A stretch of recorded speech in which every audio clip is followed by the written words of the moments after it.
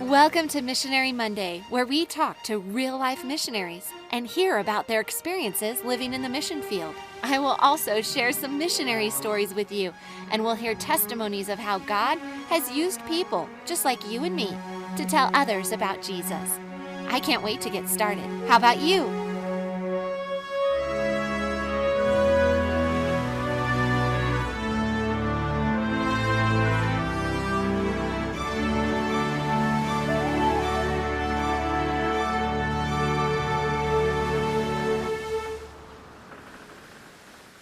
Hey, boys and girls, I'm glad that you're with us today for Missionary Monday. We have an interview with some special friends of mine, Captain Gary and Miss Toni. I've known them for over 15 years. When I was a teenager, I stayed for a summer at their house when I was selling books door to door, co-portering in Arizona.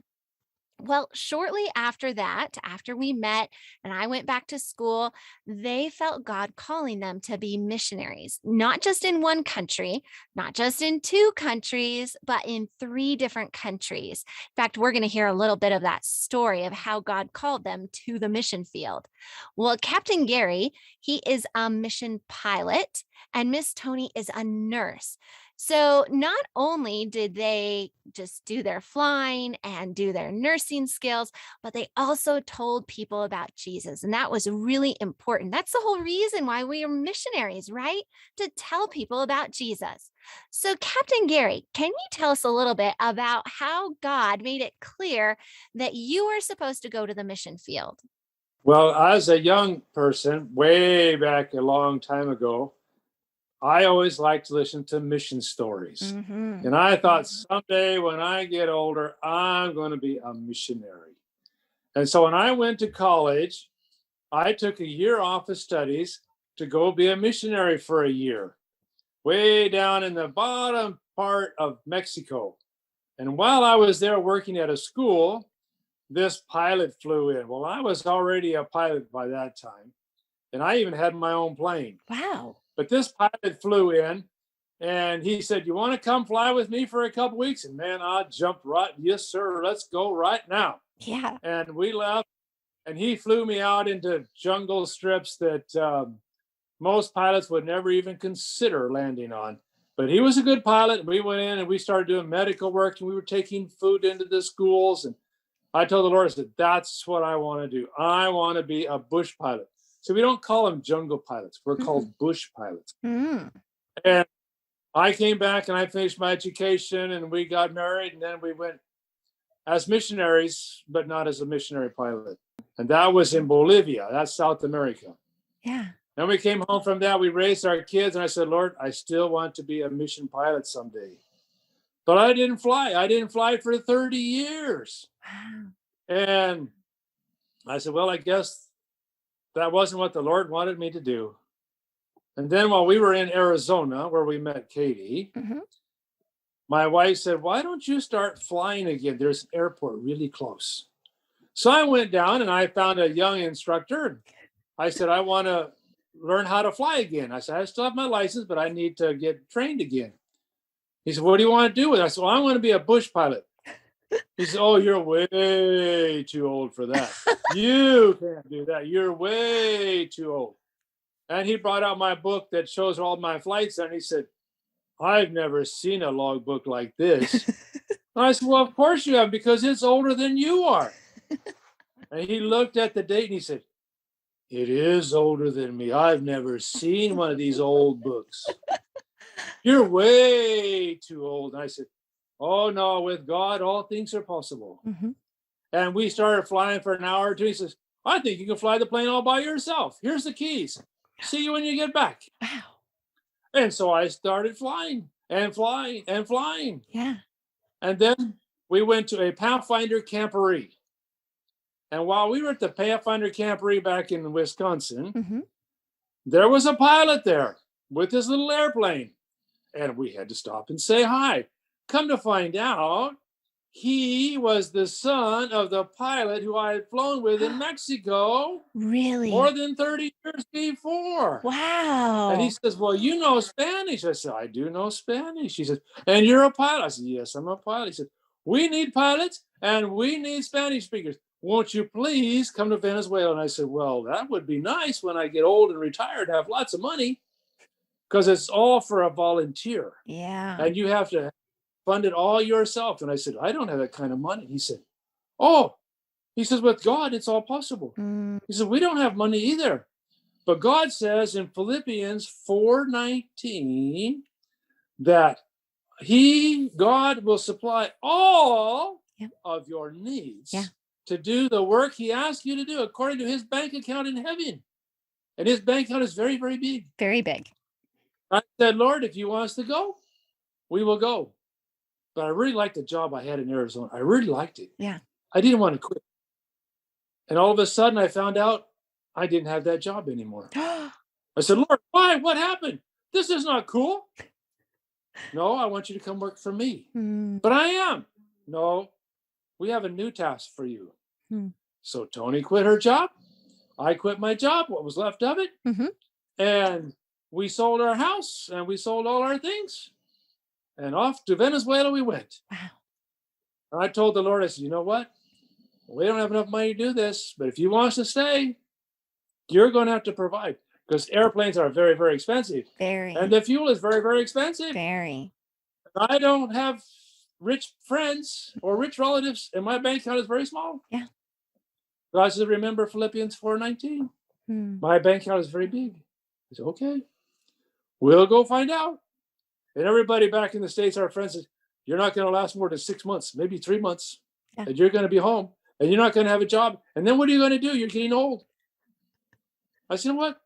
That's God's problem. That was in 2007. And God has taken care of us since then. He's paid for 2 airplanes. He's paid for all the fuel. He's paid for our food. He's paid for everything that we needed to do his work. God provided it. And we didn't even have to go out and do fundraising. Wow. We don't do fundraising. That's God's department. And God always supplied for our needs. Whenever we needed it, it was there. Wow. We serve an amazing God. He is just, it's incredible when he says, try me in this, if I will not open the windows of heaven. And have you seen that happen? Have you seen him be faithful? You know, God said he's going to open the windows how wide? Enough that you cannot receive it all. And that's in Malachi. And my God doesn't just open the window just a little crack and let just a few grains dribble out. He opens it wide open and boom, we're dumped with all kinds of stuff. Lord, it's too much. And he says, give it away. So we start giving it away. And pretty soon he dumps more in our lap. And so we give more away because God says, I finally found someone who will receive and give. Yes. Seek and ye shall find. And we have done that. And oh man, it has been so amazing. People that we've never heard of, that we don't even know, send us support. It's like, wow, how did they find out? Yeah. We don't know today, but heaven's going to find out. Yeah. Won't that be wonderful to get to heaven and to be able to ask those questions? So how did this happen? Yeah. How did they know? We think that the angels actually put money in Gary's pocket a few times. Oh, I know he did. There's no question, because the money wasn't there. When I went to get the money was suddenly in my pocket. So my angel's not a pickpocket. He's a pocket stuffer. And my angel is very, very strong, boys and girls. And your angel is too, but you just have to ask sometimes. One time when we were in Papua New Guinea, that's a little island. Well, it's a big island. Actually, it's the second largest island in the world. And it's just north of Australia. We were way out in the jungles. And we had a container, a big shipping container, 20 feet long, 8 feet tall, 8 feet wide, steel container. And in that container, we had a hangar for a house for the airplane. And we had equipment and we had a little bit of furniture. We had all our stuff in there. It was jam full. And we shipped it from Arizona all the way to Papua New Guinea. And when it arrived in the port, the guy that was running the forklift who was going to pick it up, he said, oh, it's too heavy. My machine can't pick it up. You're going to have to empty it right here. And I said, oh, no. You don't understand. I cannot empty it here. It has to be put on that truck sitting outside your gate. And he's going to take it up to our base, which is 2 hours, 3 hours from here, over terrible roads. Wow. He has to take it intact. He said, but I can't pick it up. I said, oh, yes, you can. He said, well, look at the weight. I said, yeah, I looked at the weight. I said, but that says kilos, and that's really pounds, which means it's half of that. Oh, no. He says, it's too heavy. I said, look, humor this white man and try it. So he takes his big forklift and he drives up to it, puts the forks under it, and he revs the engine up and he pushes the lever forward. And the container didn't move, but the back of the forklift picked right up in the air. Oh, wow. And he looked at me. He said, I told you. And he put the forklift back down. I said, okay, here's the deal. I cannot unload that here. It's not safe. But I have an angel who is very strong. And if you will try one more time, just one more time to pick that container up, I will ask my angel to help you. And you will pick it up and put it on that truck. No, you're crazy. No, can't do it. No, I'm not going to do it. I said, look, just try it one more time and I won't bother you again. He said, you'll leave me alone? I said, I'll leave you alone. I said, so you pick up the forklift and my angel will help you. Yeah. You're crazy, man. I said, I don't care what you call me. That's not important. You pick that up and put it on that truck. So he gets the machine under it again and he revs it all the way up as fast as the engine will go. And he pushes down on the lever and the back of the forklift starts to come up just a little bit. And then it went back down and the container picked up and up and up until it was high enough to put on the truck. He drove it forward and set it gently down on the truck. And he backed away and he wouldn't even look at me. He just shook his head and drove away. He couldn't believe it. But that's my angel. He is so strong. He just picked it up and put it on the truck for him. Wow. That is incredible. It is true that when we are doing God's will, he's going to work and work in a mighty way.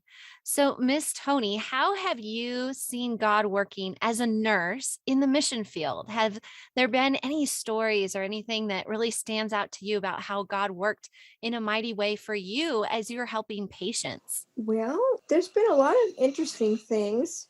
We used to help with a lot of vaccinations and different things. And we would take people to the hospital, like ladies that were having babies, and we had to deliver those babies sometimes and different things. In the car. Yeah. In the car. Wow. One of the interesting things was there were some boys that were playing in the river, which is common to do because, it's hot there. Yeah, it's hot. And it's nice on a hot day to play in the river. So they were playing in the river and just having a good old time. And one of the boys slipped and he fell. And when he fell, something jammed into his side. And when he got up out of the river with some help from his brother, he had this fishing spear sticking out of his ribs. Under his arm. Yeah. About And 3 feet long. And it was steel. It was, heavy duty steel. Oh, what'd you say? Half inch maybe? No, it was about 3/16 of an inch. Oh, which is about a third of an inch, probably. Anyway. Yeah. And it was sticking out of his side. So he didn't know what to do. So his mom and dad came and they got us. And Captain Gary, that's what they called him down there because he was captain of the plane. Anyway, he went and he tried to get his saw and he tried to cut the spear off so that we could at least, travel with him. Not because it was sticking 3 feet out of his side. Yeah. It was, and every time it would move, it was into his lung. You could hear the air coming in out of his lung. Yeah. Oh, wow. He was awake. He was awake through the whole thing. I mean, he was being a real brave boy. He was probably what? 6 or 7. Yeah. Okay. Wow. He couldn't cut the steel. He didn't have the right blade. So we said, okay, well, what are we going to do? Well, we have to get him to the hospital in town because our little clinic there in the village, they could do a lot of things. They could sew people up and they could test them for malaria and give them medicine and do a lot of things for them, but they couldn't take care of this. And you can't pull it out because if you pull it out, the lung would be in big serious trouble and he would bleed to death. His lung would collapse. He wouldn't be able to breathe properly and he would probably bleed to death. Wow. So anyway. We left this steel in him to transport him to town, 2 hours over extremely rough, muddy roads. Yeah. And this, every time we hit a bump, the steel rod would move and you could hear air go out of his lungs. And he was trying not to cry. Yeah. We put a pillow underneath the steel rod. But with that bumpy dirt road, it helped a little bit, not too much. So his older brother was holding on to it, trying to keep it from moving too much. And he was a very brave boy. So, it took us almost 2 hours to get to town on this bumpy dirt road. And it was hard, but he did a good job. Yeah. We got him to the hospital and the doctor said right away, I'm calling the doctor to take him to surgery so we can get this out, because it was definitely in his lung. Yeah. So they were able to take him to surgery and get it out of his lung. Wow. So that's just one of the little things that happens. And I know that, you have those times of joy, and I know that you would have those times of heartache as well. How did you gain strength in those hard times being a missionary? What Bible verse gave you strength to keep on? Well, I still go back to Philippians 4:19. Yeah. That's my rock solid one. Yeah. Because sometimes we'd run out of food. Wow. And we'd say, Lord, we're out, or we don't have any funds to buy food or to get fuel for the airplane. And you know what? Within hours or within days, sometimes even minutes, somebody come knock on my door. Oh, Captain, we brought some food for you. Or somebody come by, we have some money for you to go buy fuel for the airplane. Wow. And it's like, wow, God, this is really cool. Yeah. But we worry, we stress, what are we going to do? But we can't remember, and this is God's work. This is God's job. Yep. And he will provide whatever it is we need when we need it and not before. Yeah. And he always did. I liked the verse also in Psalms. I will look up to the hills. From whence cometh my help? My help cometh from the Lord who made heaven and earth. Yeah. And we didn't have very big hills there, but we knew that our help came from God, because we absolutely couldn't do it without him. See, we didn't do just flying and taking medical things. We also went out and helped take the gospel, the story of Jesus, to villages where they had never heard about Jesus before.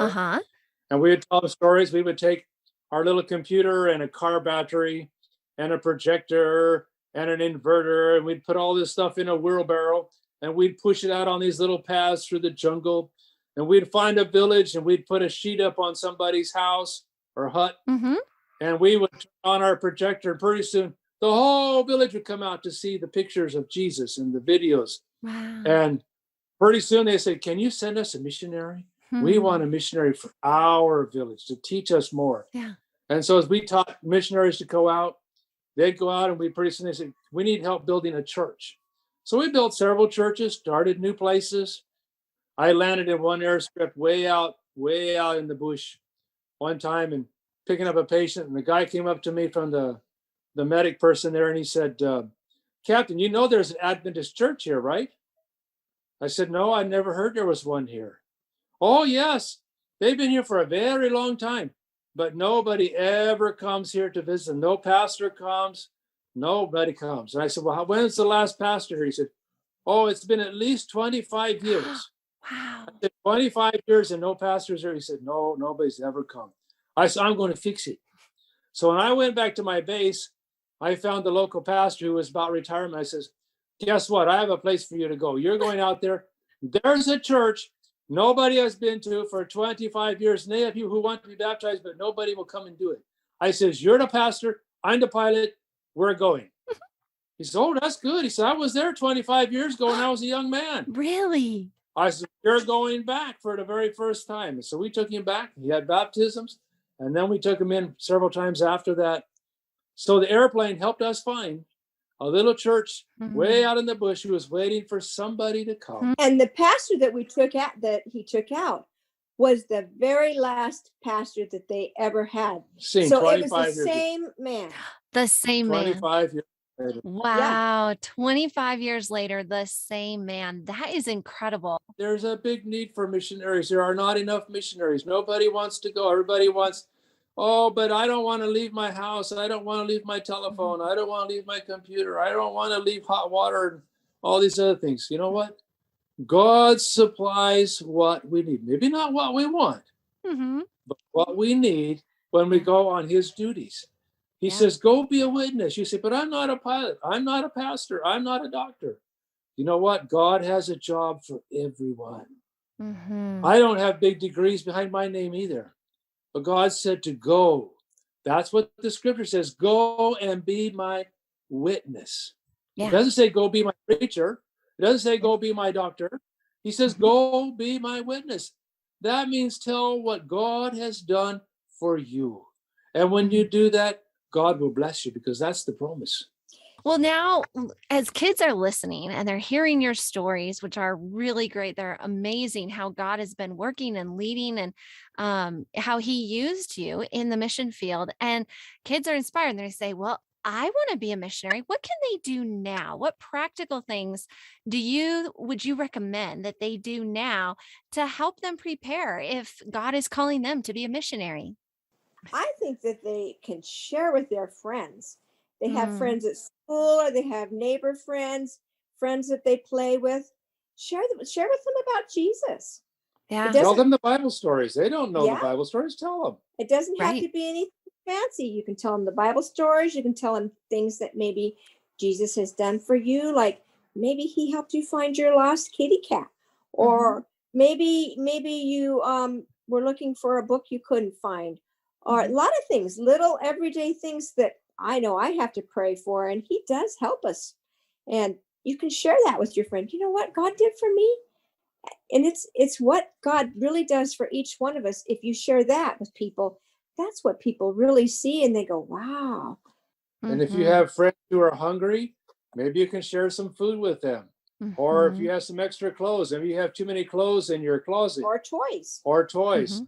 And you know somebody down the street who doesn't have much. They live in a very small house and they don't have much.